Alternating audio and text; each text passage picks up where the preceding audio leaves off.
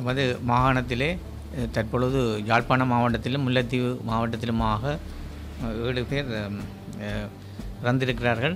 அதுவும் இளமாக்களும் அதில் உள்ளடங்குகிறார்கள். ஆகவே இது என்ன காரணத்துக்காக என்று தெரியாவிட்டாலும் கடும் மழை பெய்த காரணமாக இந்த அனர்த்தம் ஏற்பட்டிருக்கலாம் என்று நம்பப்படுகின்றது.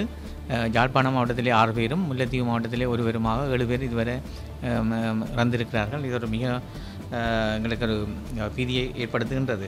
இது எவ்வாறாக இருந்த பொழுதும் சுகாதார வைத்திய அமைச்சும் சுகாதார வைத்திய அதிகாரிகளும் மிகவும் கவனமாக இதை பரிசீலித்து ஏற்ற நடவடிக்கைகளை உரிய வகையிலே தொடர்ச்சியாக எடுத்துக்கொண்டிருக்கிறார்கள்.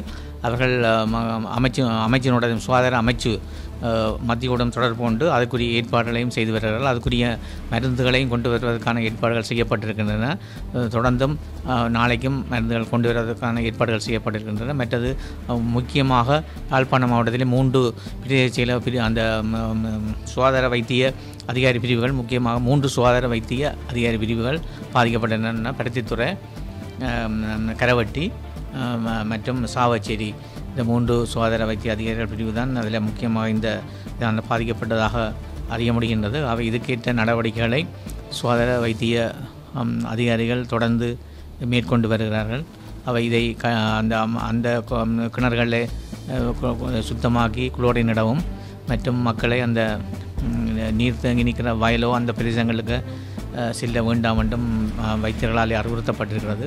அவை இதை மக்கள் ஒழுங்காக கடைப்பிடித்து இந்த பாதிப்பிலிருந்து நாங்கள் மீட்சியடைய வேணும். அதுக்கு எல்லோரும் ஒத்துழைக்க வேண்டும். அதுக்குரிய ஈட்ட நடவடிக்கைகளை எமது சுகாதார வைத்திய அதிகாரிகள் தொடர்ந்து மேற்கொண்டு அவர் உரிய நடவடிக்கைகளை எடுத்து வருகிறார்கள். டிவிஐ யூடியூப் சேனலில் இணைந்திருக்கும் நேர்கள் அனைவருக்கும் எமது நன்றி. எமது காணொளி தொகுப்புகளை தொடர்ந்து நீங்கள் பார்வையிடுவதற்கு கீழிருக்கின்ற பெல் பட்டனை அழுத்துவதனூடாக நோட்டிஃபிகேஷனில் பல காணொளி தொகுப்புகள் உடனுக்குடன் உங்களை வந்து சேரும். அருகில் இருக்கின்ற முக்கிய காணொளி தொகுப்புகளையும் பார்வையிட தவறாதீர்கள்.